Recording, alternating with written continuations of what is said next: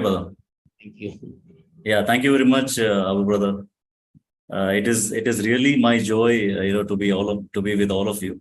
और वाकई ये मेरे लिए एक आनंद की बात है कि मैं आप सबके साथ एकत्रित हो सका। And really, I want to give all honor and glory to God for this blessed time that all of us we have today. और इस धन्य समय के लिए मैं सारा आदर, सारी महिमा परमेश्वर को देना चाहता हूँ इस समय के लिए जो आज हमें मिला है।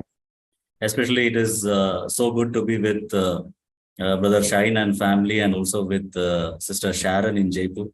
और विशेषकर भाई शाइन उनके परिवार के साथ, वैसे ही सिस्टर शारोन के साथ यहाँ जयपुर में एक साथ मिलकर मुझे बहुत खुशी हो रही है। Yeah, we are visiting Jaipur after 5 years, and in between, in one of the global Zoom meeting, I saw brother Shine had joined, and it was mentioned Shine Cherian Jaipur. So I immediately contacted Abu brother that I would like to know about this brother. और कई वर्षों बाद हम जयपुर में आ रहे हैं और बीच में एक जो ग्लोबल मीटिंग हुई थी, वहां मैंने देखा कि वहां एक नाम है शाइन चेरियन जिसके आगे जयपुर लिखा है। तो तुरंत मैंने भाई अबू से संपर्क किया और मैंने कहा कि मैं इस भाई के बारे में जानना चाहता हूँ। Yeah, and this was God's appointed time that we could come over here and meet each other and spend time. And I really want to give glory to God. और ये परमेश्वर का नियुक्त किया हुआ समय था कि हम यहाँ आ सके, एक दूसरे से मिल सके, और इसलिए मैं वाकई परमेश्वर को महिमा देना चाहता हूँ। Yeah, the church in Navi Mumbai is also a great blessing for brother and family and sister Sharon, as they also testified. Similarly, we also follow the messages of the church in Navi Mumbai, and it is a blessing for us also. और नवी मुंबई की भी जो कलीसिया है वो एक बड़ी आशीष रही है भाई शाइन के लिए, उनके परिवार के लिए। बहन शारोन ने भी बताया, और हम भी उन कलीसिया के संदेशों को सुनते हैं और हमारे लिए भी वो एक आशीष रही। Yeah, as Abu brother told, I would like to share initially my short testimony, and then a small thought I would like to share from the word. और जैसे भाई अबू ने कहा कि शुरुआत में मैं अपनी गवाही देना चाहूंगा और फिर परमेश्वर के वचन से भी कुछ बांटना चाहूंगा। As a family, we are gathering in the church in Sharjah in UAE, and we have 3 daughters. और एक कलीसिया के तौर पर हम शारजा में एकत्रित होते हैं जो यूएई के अंदर है। मेरी 3 बेटियां हैं। I was raised in Gujarat. Almost my education and everything was in Gujarat, in a place called Rajkot. और मैं गुजरात में बड़ा हुआ। मेरा सारा जो पढ़ाई लिखाई है वो गुजरात के राजकोट में हुई। And I was born in a brethren family. So my parents were believers when I was born. और मेरे परिवार के लोग एक ब्रदरन परिवार में मेरा जन्म हुआ। मेरे जन्म से पहले ही मेरे माता-पिता जो थे वो एक मसीही परिवार था। They brought me in the fear of God, and the word of God also from a very childhood days it was shared to us. और मुझे ईश्वरीय भय में बड़ा किया गया। बड़े बचपन से ही परमेश्वर का वचन भी हमें दिया गया। But later on, when I became in a teenage year, at that time, one of the evangelists, he came and he shared the word with me, and then he told, actually, do you believe Jesus Christ as your savior? And I told, yes, I do believe him as my savior. And then he told, you are born again. और फिर जब मैं किशोर अवस्था में था तो एक सुसमाचार प्रचार करने वाला आकर उसने मुझे सुसमाचार दिया और उसने मुझसे पूछा कि क्या तुम विश्वास करते हो यीशु तुम्हारा उद्धार करने वाला है? मैंने कहा हाँ, और फिर उन्होंने मुझसे कहा कि तुम्हारा नया जन्म हो गया है। Then after 2 years I took water baptism. 2 वर्षों बाद मैंने पानी का बपतिस्मा लिया। Then one thing that I noticed in my life is when I was in that protected circle at home, I was much more godly. और एक चीज जो मैंने देखी, तब जब मैं सुरक्षित था अपने घर के अंदर ही, उस सुरक्षा के अंदर था, तो मैंने देखा कि तब मैं ज्यादा ईश्वरीय था। Yeah, after 12th I went to for my higher studies. That was also in Gujarat. 12वीं के बाद जब मैं ऊंचे शिक्षण के लिए गया, वो भी गुजरात में ही हुआ। And then I could see actually that externally, even though I have a good testimony in the church, inwardly I am thoroughly defeated. I am thoroughly defeated in sin. और तब मैंने देखा कि बाहरी तौर पर मेरी एक अच्छी गवाही है कलीसिया में, पर अंदरूनी जीवन में मैं बिल्कुल हारा हुआ हूँ। पाप से बहुत ज्यादा मैं हारा हुआ था।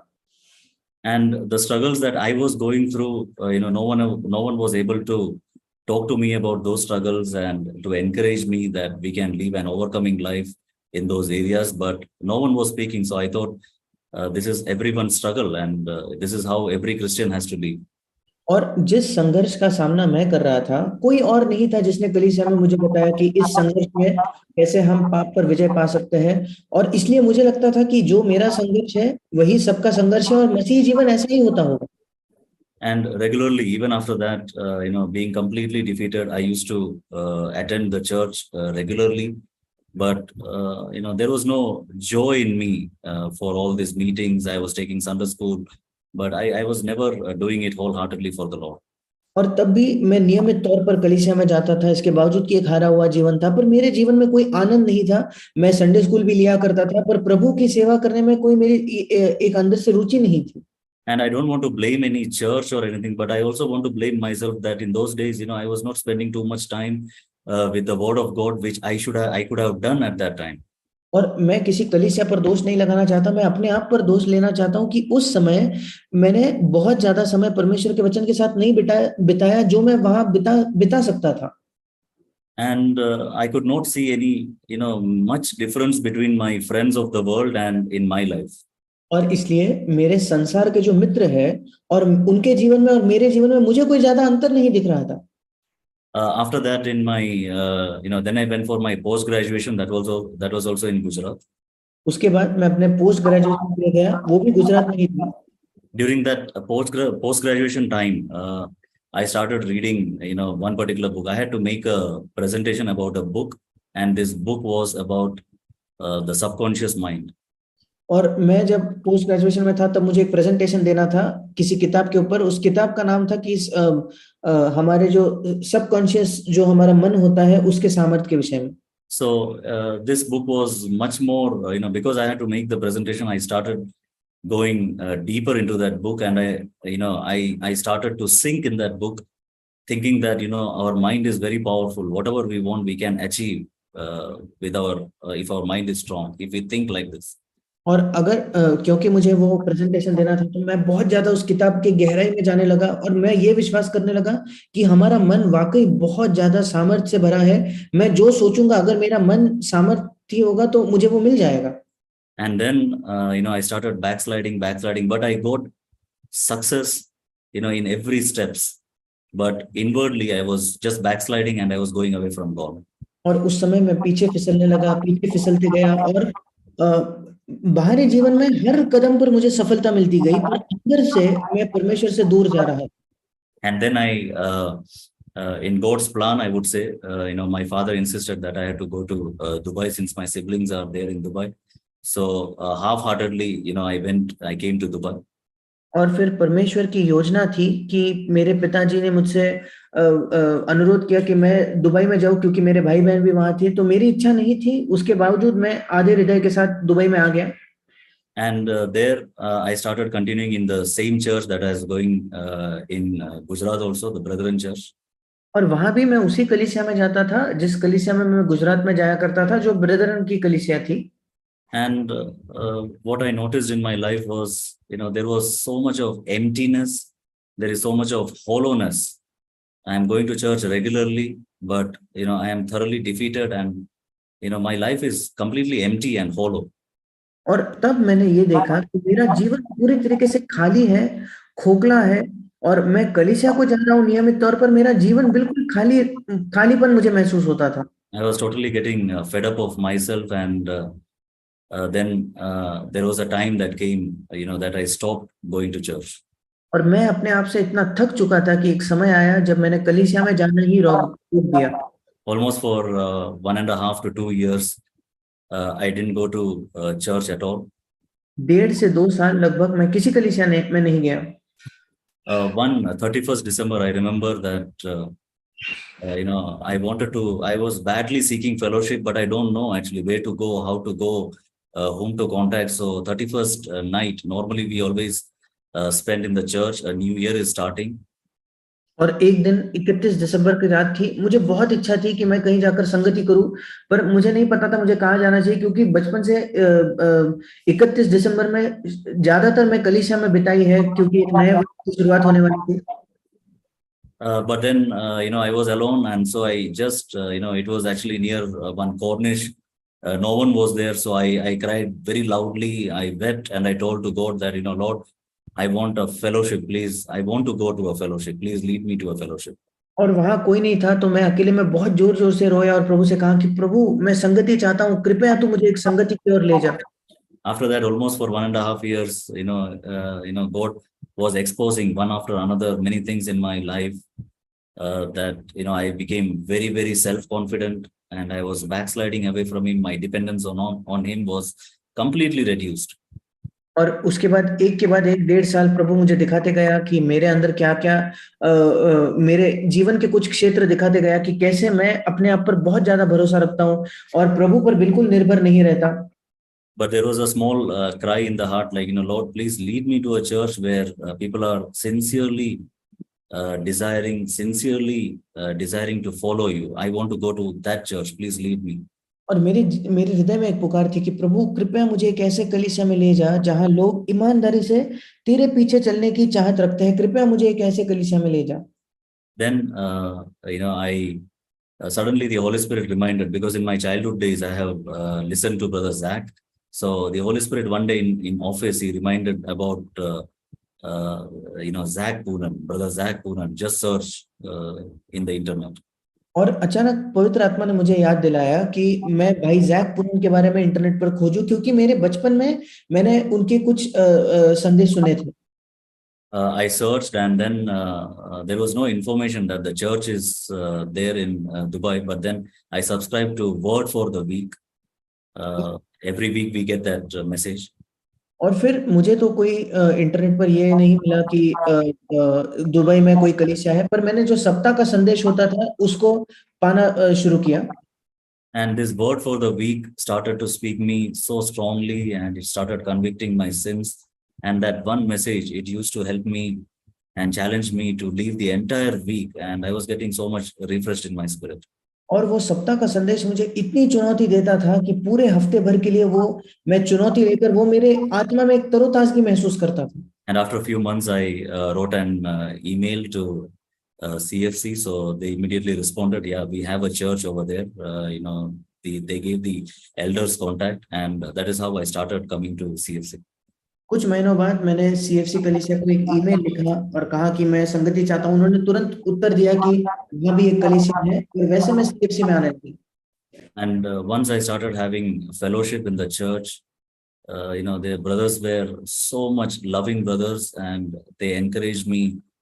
They were praying with me, and there was one of the most important message after coming to this church that God made me realize is that I need to 100% repent. A total, repentance is required in my life. और फिर CFC में आने के बाद मुझे ऐसे अच्छे भाई मिले जो मुझे मार्गदर्शन करते थे, मेरे साथ प्रार्थना करते थे। और एक चीज जो प्रभु ने मुझसे कही सीएफसी में आने के बाद, जो संदेश से मेरे हृदय को छुआ, वो ये था कि मेरे जीवन में 100% मन फिराने की मुझे जरूरत है। I have to completely leave all my old ways, and I have to surrender my life completely to God. मुझे मेरे सारे पुराने मार्गों को छोड़कर अपने जीवन को पूरी तरीके से प्रभु पर मुझे छोड़ देना है, अपने आप को उस पर। And then I surrendered my life completely, and that is the time when truly I became born again.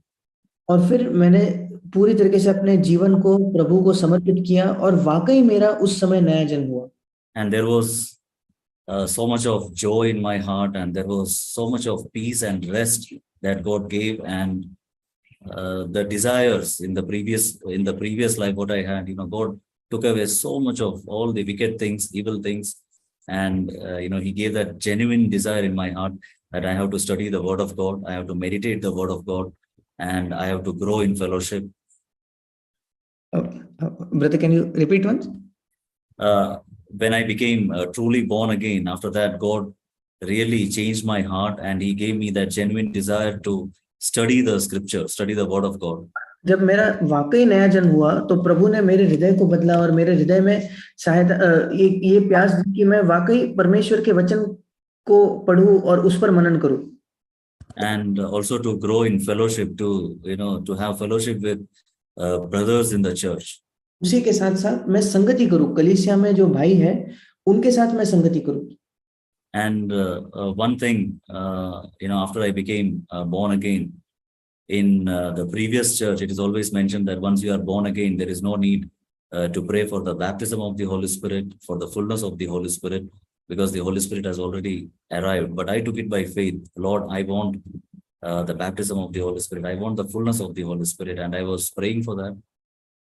और मेरे नए जन्म के बाद पुराने कलीसिया में तो सिखाते थे कि नया जन्म होने के बाद आपको पवित्र आत्मा के बपतिस्मा के लिए खोजने की जरूरत नहीं, पर मैं अब प्रार्थना करने लगा, मैं कहने लगा कि प्रभु मैं उस पवित्र आत्मा के सामर्थ को चाहता हूँ. And after that, God really blessed me in that area, and God really gave me so much of assurance in my heart that I am the child of God. I am in His safe hands, and all my ambitions, my personal agendas, and everything I could lay it on the altar. And I told Lord, I don't want to make any of my own plans, but you decide everything for me. और उसके बाद मैं पूरी तरीके से प्रभु को मैंने अपने सारे जीवन को सौंप दिया और मैंने कहा कि प्रभु मैं अपने आप के लिए कोई योजनाएं नहीं बनाना चाहता, मैं अपने जीवन को तुझ पर पूरी तरीके से तेरे हाथों में सौंपना चाहता हूँ. And then I took water baptism. Then I took water baptism also in CFC Sharjah. फिर मैंने CFC शारजा में पानी का बपतिस्मा भी लिया. I am so thankful for the work that God has done in my life. मैं बहुत धन्यवादी हूँ उस काम के लिए जो परमेश्वर ने मेरे जीवन में किया है. As Brother Zach has written that song, I am just a sinner saved by grace. What can we boast about? I cannot boast about anything. It is only that God's grace was there upon me. और जैसे भाई Jack ने उस गीत को लिखा है कि मैं केवल एक पापी हूँ जो अनुग्रह के द्वारा मेरा उद्धार हुआ है, मैं उसमें क्या घमंड कर सकता हूँ, मैं केवल परमेश्वर का अनुग्रह था कि मेरा उद्धार हुआ. And after that, also, every day it was a learning lesson for me. उसके बाद हर दिन मैं कुछ नया सीख रहा था, मेरे लिए प्रतिदिन एक नया सीख की होती थी. Lots of challenges I have faced at the workplace. बहुत चुनौतियों का सामना किया मैंने जहां मैं काम करता था. Lots of challenges between friends and family members. मेरे मित्रों के साथ, परिवार के साथ बहुत चुनौतियों का सामना किया. But one by one, God really helped, and God really sorted out, and God really helped me, and His backing was there always. पर एक एक करके परमेश्वर ने मुझे उन सारे चीजों से छुड़ाया और हर समय परमेश्वर का समर्थन मेरे साथ था. So many things in this church were a blessing for me. इस कलीसिया में कई चीजें मेरे लिए एक आशीष बनी. But some of the things which strongly really convicted me, one was repentance. कुछ चीजें जिसने वाकई मुझे बहुत ज्यादा मेरे मन को छू लिया, वो उसमें से एक था मन फिराव. And the another thing is knowing God as our heavenly Father. और दूसरा था कि परमेश्वर को हमारे स्वर्गीय पिता के तौर पर मैं जानूं. And the third thing was that Jesus Christ being our forerunner. तीसरी चीज थी कि यीशु मसीह हमारा अग्रदूत है. Jesus Christ came in the flesh like us. He was like us. He was tempted exactly like us in every way. यीशु मसीह हमारे ही तरह एक शरीर, एक देह में आया, वो हमारी तरह हर चीज में, हर क्षेत्र में परखा गया. But he overcame. पर उसने विजय पाया. So, he overcame because he fully surrendered his life to Father. उसने विजय पाया क्योंकि पूर्ण तौर पर उसने अपने जीवन को पिता के हाथ में समर्पित किया था. And now he is calling all of us that you can also be overcomer like me. अब वो हम सबको बुलाता है कि तुम भी मेरी तरह विजय पाने वाले हो सकते हो. This message, tremendously challenged me, tremendously in my life, that I cannot have any excuse in my life. इस संदेश ने बहुत ज्यादा मुझे चुनौती दी कि मेरे जीवन में कोई मैं बहाना नहीं बना सकता. Jesus Christ overcame. Now he's calling me also to be an overcomer. So I just need to go to him and find grace. यीशु मसीह ने विजय पाया और मैं भी विजय पा सकता हूँ. मुझे केवल उसके पास जाकर अनुग्रह को प्राप्त करने की आवश्यकता है. Yeah, even now, lots of imperfections that the Holy Spirit shows. It is never discouraging for me, but I go to God and say, Lord, I want to overcome. आज भी कई चीजें हैं जो असिद्ध चीज मेरे अंदर मैं देखता हूँ, जहां मैं सिद्ध नहीं हूँ, पर वो निराश नहीं करते, बल्कि मैं प्रभु के पास जाकर कहता हूँ कि प्रभु मुझे विजय पाना है। At the workplace, I see challenges. At home, in the family, I see challenges.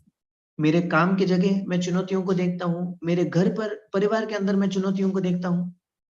But this is all helping me to more be dependent on God and say, Lord, I need your grace to be an पर overcomer. ये पर ये अधिक और अधिक मेरी सहायता करते हैं कि मैं प्रभु पर निर्भर होकर कहूँ कि प्रभु मुझे तेरा अनुग्रह चाहिए।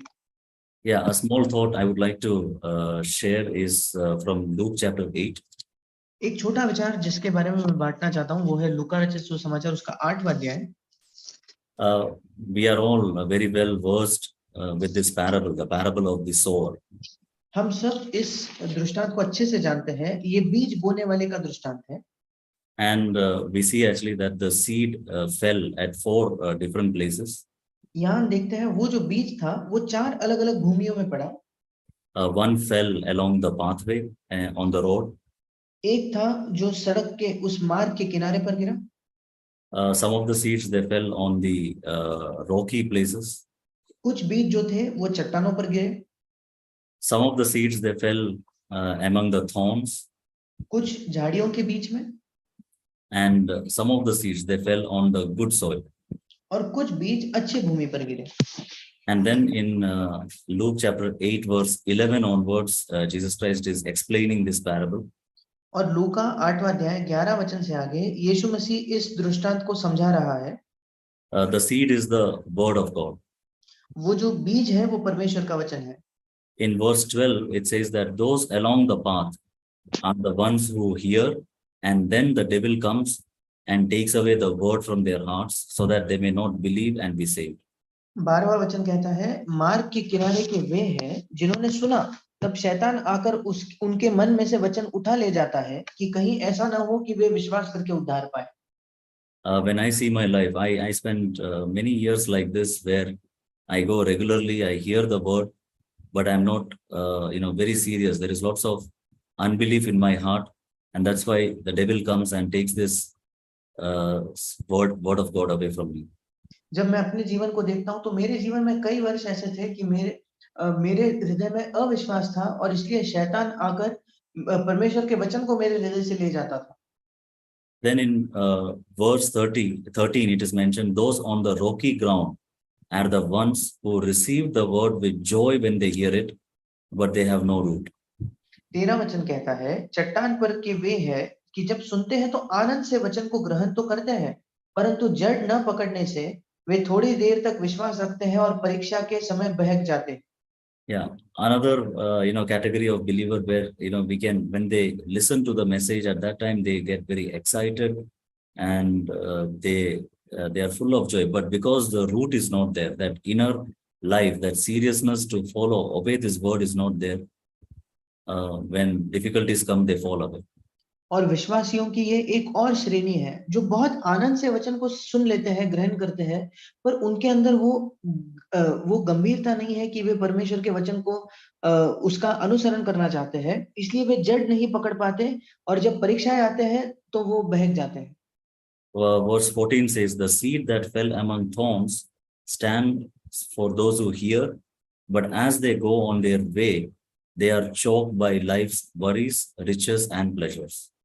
14 वचन कहता है जो झाड़ियों में गिरा ये वे हैं जो सुनते हैं पर आगे चलकर चिंता और धन और जीवन के सुख विलास में फंस जाते हैं और उनका फल नहीं पकता। Yeah, and they do not mature. That is what it is written there. और वहां वही लिखा है कि उनका जो फल है वो पकता नहीं है, परिपक्व नहीं होता। Yeah, I wanted to emphasize, on this verse 14 and verse 15. 14 और 15 वचन पर मैं जोर देना चाहता हूँ। This is a clear warning that Jesus Christ has given, and especially we who are having a great desire to follow Jesus. ये एक चेतावनी है जो यीशु ने दी और विशेषकर हम जिनकी ये महान इच्छा है कि हम यीशु का अनुसरण करें। But sometimes because of anxiety or worry about the future, this is mentioned, the anxiety and the worry is mentioned as a thorn. और कभी-कभी जो चिंता है और ये चिंता एक कांटे के समान उसकी यहाँ तुलना की गई है। If we have this habit of worrying and being anxious about the future, then it can be thorn that can choke our Christian life. अगर हमारे अंदर ये आदत है कि हम चिंता करते रहते हैं भविष्य के बारे में, तो वो एक कांटा है जो हमारे मसीही जीवन को आगे ही नहीं बढ़ने देगा। This also really, it really helped me to understand in my life that to come into that faith that I have a Father in heaven. इसने वाकई मेरे जीवन में सहायता की कि मैं विश्वास में बढ़ सका। तब मैंने देखा कि मेरा स्वर्ग में एक पिता है। He has already made all the plans for his children. उसने अपने बच्चों के लिए सारी योजनाएं बनाकर रखी है। So I need to move forward in my Christian life in faith. इसी वजह से मेरे मसीही जीवन में मुझे विश्वास से आगे बढ़ना है। I should not move by what I see, but I have to move by faith in my Christian life. जो मैं देखता हूँ उसके द्वारा नहीं, बल्कि मेरे मसीही जीवन में विश्वास के द्वारा मुझे आगे बढ़ना है। Or else, when the Holy Spirit is speaking to us, the Word of God, when it strongly comes, after some time, this thorn can choke the Word of God in us. अगर नहीं तो जब पवित्र आत्मा हमसे बात करता है, परमेश्वर का वचन बड़े सामर्थ्य के साथ हमारे पास आता है, कुछ समय बाद ये चिंता करने का कांटा उस वचन को हमारे अंदर दबा देगा। And then we will not be able to mature in our Christian life. और फिर हम अपने मसीही जीवन में प्रौढ़ नहीं बन पाएंगे।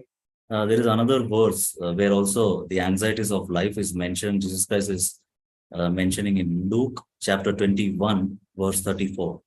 एक और वचन है जहां यीशु मसीह इस संसार की चिंताओं के विषय में कहता है, वो है लूका उसका 21 अध्याय और 34 वचन। Be careful or your hearts will be weighed down with carousing, drunkenness and the anxieties of life, and that day will close on you suddenly like a trap. इसलिए सावधान रहो, ऐसा ना हो कि तुम्हारे मन खुमार और मतवालेपन और इस जीवन की चिंताओं से सुस्त हो जाए और वो दिन तुम पर फंदे के समान अचानक आ पड़े। Our Jesus Christ is telling here that our hearts can be, weighed down because of anxieties in life and worries in life. यहाँ यीशु मसीह हमें कहता है कि हमारा जो हृदय है वो जीवन की चिंताओं से, हिंदी में लिखा है सुस्त हो जाए, इंग्लिश में लिखा है कहीं जीवन की चिंताओं से वो बहुत भारी होकर उस बोझ के नीचे न दब जाए।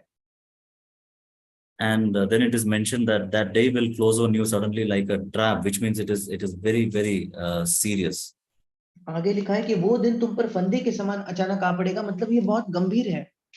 And one thing what we can do is whenever we are tempted in the area of anxiety or we are becoming anxious, एक चीज जो हम कर सकते हैं, जब कभी हम चिंता करने के विषय में जब हमारा प्रलोभन होता है उस क्षेत्र में, at that time we can really confess the word of God. We can open our mouth and confess the word of God. उस समय हम अपने मुंह को खोलकर परमेश्वर के वचन का अंगीकार कर सकते हैं। We can start praising God. This has been a great blessing for me. That Lord, you are on the throne. You are a sovereign God. You are in control of all the situations. हम परमेश्वर की स्तुति कर सकते हैं और इसने मेरी बहुत सहायता की है कि हम कह सकते हैं कि प्रभु तू सिंहासन पर है, तू सर्वसत्ता रखने वाला परमेश्वर है, सब परिस्थितियों के तू नियंत्रण में है। When the news around us are there about recession and economical crisis going to come, this kind of news comes, naturally there will be a temptation, but immediately at that time we confess with our mouth, Lord, you are my Father and you are there on the throne. जब हमारे आसपास आर्थिक मंदी आती है, ऐसे परिस्थितियां आती है, तो बड़े स्वाभाविक है कि हम चिंता करने लगते हैं, पर ऐसे समय हम अपना मुंह खोलकर कह सकते हैं कि परमेश्वर तू सिंहासन पर है। Because that is the fact that our Father have promised us that he will never leave us, never forsake us. क्योंकि हम तब ये कह सकते हैं कि प्रभु तू मेरा पिता है, तू मुझे ना कभी छोड़ेगा ना कभी त्यागेगा। Yeah, there is a promise that we read in Hebrews chapter 13 that I will never leave you, I will never forsake you. इब्रानियों 13 में एक वायदा है कि मैं तुझे कभी ना छोड़ूंगा, कभी ना त्यागूंगा।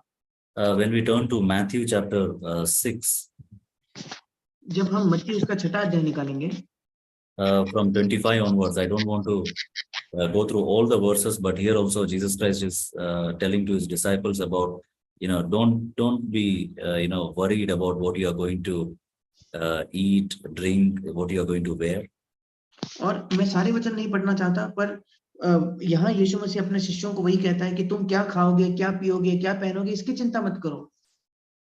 Verse 32, it says that Matthew chapter 6, verse 32, it says that for the pagans, they run after all these things, and your heavenly Father knows that you need them. मत्ती 6:32 कहता है, क्योंकि अन्य जातियां इन सब वस्तुओं के खोज में रहते हैं, पर तुम्हारा स्वर्गीय पिता जानता है कि तुम्हें इन सब वस्तुओं की आवश्यकता है. This is a great, confidence for all of us who are his children. ये हम सबके लिए एक बड़े हियाव की बात है, हम सब जो उसके संतान हैं, उसके बच्चे उनके लिए, That my Father knows what I need. कि मेरा पिता जानता है मेरी आवश्यकता क्या है, मेरी जरूरत क्या है. My Father knows, whom I should marry. मेरा पिता जानता है कि मैंने किससे विवाह करना चाहिए. My Father knows where I should settle down, where I should work. मेरा पिता जानता है कि कहाँ मुझे कहाँ बसना है, कहाँ मुझे काम करना है. My Father, Heavenly Father knows that where my children should study, where they should go for higher studies. मेरा पिता, स्वर्गीय पिता जानता है कि मेरे बच्चों की पढ़ाई कहाँ होनी चाहिए, उनका ऊंचा शिक्षण, जो उच्च शिक्षण है, वो कहाँ होना चाहिए. Yeah, everything. Our Father in heaven, He knows. सारी चीजें हमारा स्वर्गीय पिता जानता है. Then why we should worry? That is what Jesus Christ is telling. फिर यीशु कह रहा है, अगर ये सच है तो फिर हमें क्यों चिंता करने की आवश्यकता है. But those who don't have Father, it is mentioned in that verse itself, they run after these things. पर उसी वचन में लिखा है कि जिनका ये पिता नहीं है, ऐसे अन्य जाति के लोग इन सब वस्तुओं के खोज में उसके पीछे दौड़ते हैं. Because they are orphans, they don't have security in their life, so they have to earn all these things. क्योंकि वे अनाथ हैं, उनके जीवन में कोई सुरक्षा नहीं होती, तो इन सारे चीजों को उनको खुद अपने जीवन में ये प्राप्त करना होता है. But one very important thing in verse 33, but seek first his kingdom and his righteousness, and all these things will be given to you as well. एक बहुत मुख्य वचन जो हम 33 वचन में पढ़ते हैं, इसलिए पहले तुम परमेश्वर के राज्य और उसके धर्म की खोज करो, तो ये सब वस्तुएं भी तुम्हें मिल जाएंगी. This is what Jesus Christ have asked all of us as his children to do. Seek the kingdom of God and his righteousness first in our life, in my individual life, in my family life, in the church. यही यीशु मसीह ने हम सबसे करने को कहा है कि पहले हम उसके परमेश्वर के राज्य की खोज करें, मेरे जीवन में, मेरे पारिवारिक जीवन में, मेरे व्यक्तिगत जीवन में, हमारे कलीसिया के जीवन. And rest everything God will take care. बाकी सब चीजों की देखभाल परवाह परमेश्वर खुद करेगा. Father knows that we need them. हमारा स्वर्गीय पिता जानता है कि हमें उन वस्तुओं की आवश्यकता है. I remember in Dubai, one of our brother, he lost his job and he was shifting to India.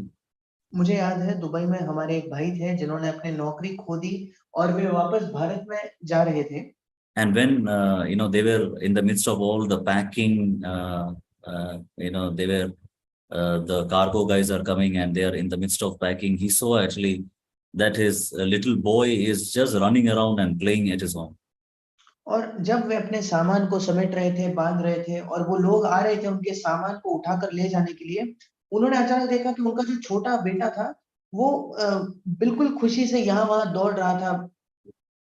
He doesn't even know all this background, but only one thing that he knows is my father and mother will take care of me. वो नहीं जानता कि उसके आसपास क्या हो रहा है. उसको एक ही चीज मालूम है कि मेरे माता पिता मेरी देखभाल करेंगे. This was really a blessing for me. This brother also testified in the church to understand, how our dependence on our heavenly Father should be. जब वो भाई ने कलीसिया में इसकी गवाही दी तो इसने मुझे बहुत चुनौती दी कि इस प्रकार से हमारे स्वर्गीय पिता पर हमें निर्भर होना चाहिए. Also, Joji brother from CFC Kotem, once he came to Dubai, he mentioned one thing which really blessed me very much. और CFC कोटाइम से भाई जोजी जो है, एक बार वो दुबई आए थे, उन्होंने एक चीज कही जिसने मुझे बहुत ज्यादा आशीषित किया.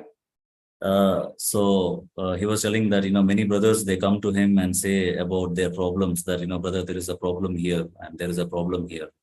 और वो कह रहे थे कि कई भाई उनके पास आकर कहते हैं कि भाई इस क्षेत्र में समस्या है, वहां एक समस्या है. And brother tells to them that that take all this matter and submit it to the Lord, and you just sing a song and you go and live your life. और भाई उनसे कहते हैं कि ये सारी चीजें लेकर प्रभु के हाथ में समर्पित कर दो, आप एक गीत गाकर जाकर अपना अपना जीवन जिए। Yeah, you happily just move in your Christian life forward, because we have a Father who cares for us. So cast all your cares on. आप खुशी खुशी अपने जीवन को जियो, क्योंकि हमारे पास एक स्वर्गीय पिता है जो हमारी सारी देखभाल वो करने वाला है, हमारी चिंता उसे है। Coming back to Luke chapter 8, हम वापस लूका उसके 8वें अध्याय में आएंगे, verse 14. उसका 14 वचन। After the worries of the life, Jesus Christ also mentions about the riches and pleasures.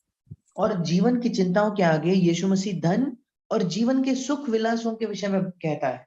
Yeah, the riches and pleasures are also mentioned here as thorns, which can choke our Christian life.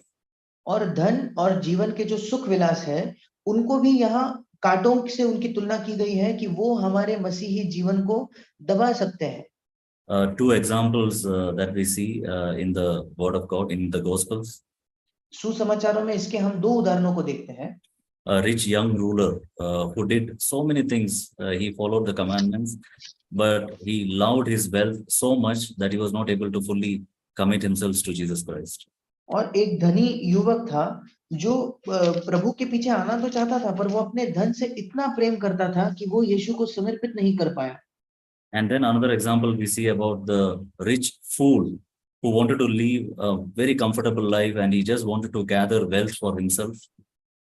उसी के साथ साथ एक वो जो बहुत धनवान मूर्ख था, उसकी भी कहानी हम पढ़ते हैं कि वो केवल अपने आप के लिए बहुत ज्यादा संपत्ति को इकट्ठा करना चाहता था। But then Jesus Christ tells him that you are a fool. If I just take your life tonight, who is going to enjoy all this? और फिर प्रभु उससे कहता है कि हे मूर्ख, इसी रात तेरे प्राण तुझसे अगर ले लिया जाएगा तो ये सब जो तूने इकट्ठा किया इसका क्या होगा, कौन इसका आनंद उठाएगा? So these are also some of the warnings that we have, that if we have any of these things, we can go to God and say, Lord, I want to really come out of this, and I want to produce fruit. And then we come to verse 15.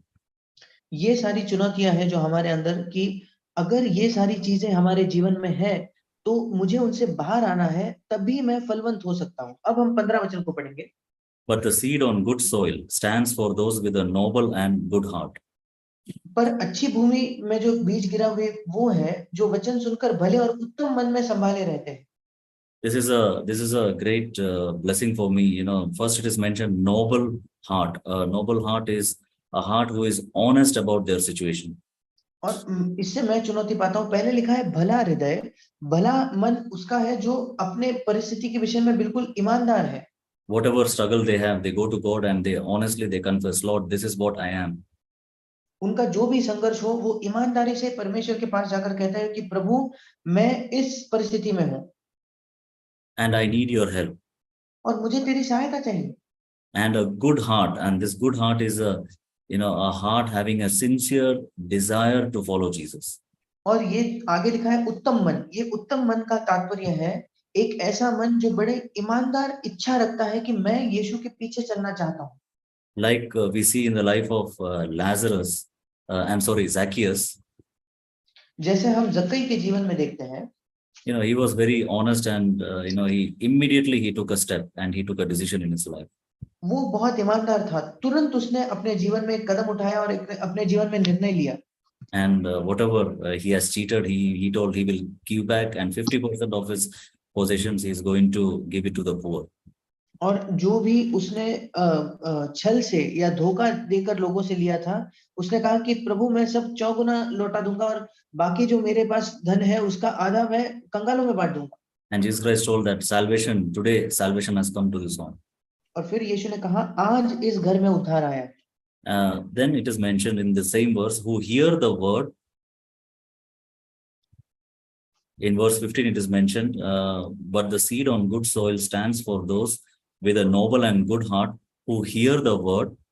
और 15 वचन कहता है कि पर अच्छी भूमि के वे हैं जो वचन सुनकर भले और उत्तम मन में, they hear the word, वे वचन को सुनते हैं, and then they retain it. और वहां लिखा है कि वे अपने मन में संभाले रहते हैं या उसे वापस अपने मन में बचा कर रखते हैं। Yeah, they retain it and they meditate on that word. They don't allow the devil to come and take this word away from them. वे उस वचन पर मनन करते हैं, बार बार उसे याद में लाते हैं। वो शैतान को अनुमति नहीं देते कि वो उस वचन को उनसे ले जाए। They are really serious to obey this word. वे वाकई गंभीर है कि इस वचन की वो आज्ञा मानना चाहते हैं। Psalms 119, Psalms 119, भजन संहिता 119 अध्याय verse 11. The psalmist is writing there, I have hidden your word in my heart that I might not sin against you. और 11वां वचन कहता है, मैंने तेरे वचन को अपने हृदय में रख छोड़ा है। इंग्लिश में लिखा है, मैंने तेरे वचन को अपने हृदय में छिपाया है कि तेरे विरुद्ध पाप ना करूं। So the precious things, we all know that the precious things and very, very expensive and costly things, we always put it in the locker and we, hide it. We don't keep it just outside. और जो बहुमूल्य चीजें हैं जिनका बहुत ज्यादा मूल्य होता है, हम हमेशा उनको उन सारी चीजों को लॉकर में छिपा कर रखते हैं। हम ऐसे बाहर उनको खुले में नहीं रखते। And that is how that much seriousness the psalmist is telling me, the word is so precious for me that I have hidden it in my heart. And why I have hidden, so that I will not sin against you. और इतनी गंभीरता से भजनकार कहता है कि प्रभु मैंने तेरे वचन को अपने हृदय में छिपाया है। क्यों मैंने छिपाया है? ताकि मैं तेरे विरुद्ध पाप ना करूं। And coming back to Luke chapter 8 verse 15 again. फिर एक बार हम लूका 8:15 में लौटेंगे। Then it is mentioned, after retaining it and by persevering, producing. संभाले रखने के बाद धीरज से फल लाते हैं। Yeah, perseverance, if we see the meaning in the dictionary, it is mentioned that without giving. और अगर हम धीरज धरने के विषय में उसका शब्दकोश में उसके अर्थ को समझे तो वहां उसका मतलब है दृढ़ता से, मतलब हार न मानते हुए उस चीज को करते रहना। Whenever we apply, the word of God and we try to obey the word of God, there will be lots of challenges that we will face, lots of resistance that we will face. जब हम प्रभु के वचन को जीवन में लागू करने की कोशिश करते हैं, उसकी आज्ञा मानने की कोशिश करते हैं, तो बहुत ज्यादा चुनौतियों का हम सामना करेंगे अपने जीवन में। Maybe at the workplace we can face challenges. शायद हमारे काम के जगह में हम बहुत चुनौतियों का सामना करेंगे। In our family, in our close loved ones, friends, relatives, in all these areas we will face challenges. हमारे परिवार में, हमारे प्रियजनों के बीच में, इन सारे रिश्तेदारों के बीच में, इन सारे क्षेत्रों में हम चुनौतियों का सामना करेंगे। But the word of God says that, those who persevere, they don't give up. They just move forward in faith. पर बाइबल हमें बताती है जो दृढ़ता से रहते हैं, जो वो विश्वास में बने रहेंगे, धीरज से वे हार नहीं मानेंगे। They produce crops. ऐसे ही लोग जो विश्वास से आगे बढ़ते हैं, वे ही फल को उत्पन्न करेंगे। And if you see the words of Jesus Christ, I just quickly wanted to share these verses in Gospel of John chapter 16 verse 33.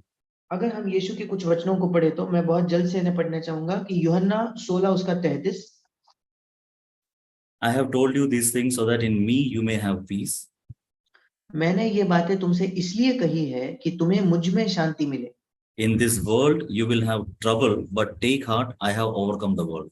संसार में तुम्हें क्लेश होता है, परंतु ढाढ़स बांधो, मैंने संसार को जीत लिया है।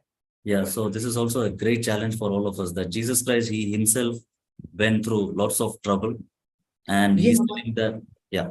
ये हमारे लिए एक बड़ी चुनौती है कि यीशु मसीह कह रहा है कि मैं खुद कई क्लेशों से होकर गुजरा हूं। You will also go through trouble. तुम भी चुनौतियों का और क्लेशों का सामना करोगे। But take heart, I have overcome. पर वो कहता है ढाढ़स बांधो, हिम्मत बांधो, मैंने संसार को जीत लिया है। And this is what God's desire in our life, that we will never give up, even though in the midst of all the difficulties, we will move forward in our Christian life.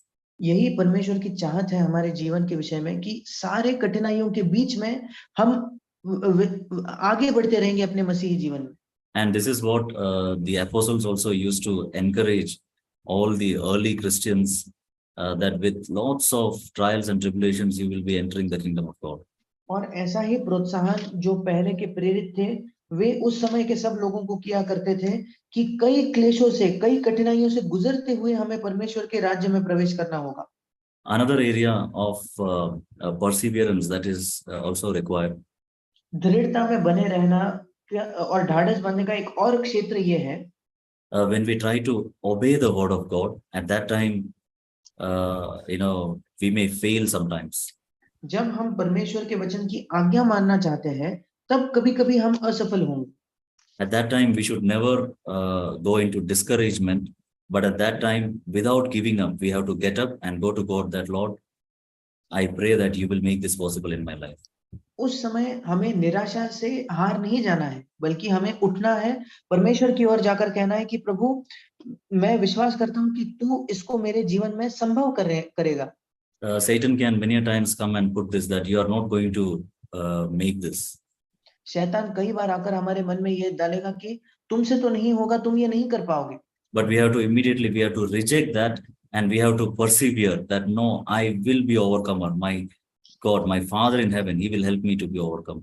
हमें तुरंत उस विचार का इनकार करना है और कहना है कि नहीं, मैं धीरज से और मैं हियाव से आगे बढ़ता रहूंगा, जय पाऊंगा, क्योंकि मेरा पिता मेरी सहायता करेगा। So this is what I wanted to share this evening, that God wants all of us to produce fruit, and we have to move forward in perseverance without giving up, and have a good and noble heart. इस शाम के समय यही मैं आप सबके साथ बांटना चाहता था कि हम सबको फल लाना है और दृढ़ता से, धीरज से हार न मानते हुए हमें परमेश्वर में बने रहना है और फल लाना है। May God help all of us. परमेश्वर हम सबकी सहायता करे। Thank you, brother, for the translation. Thank you. Yes, welcome.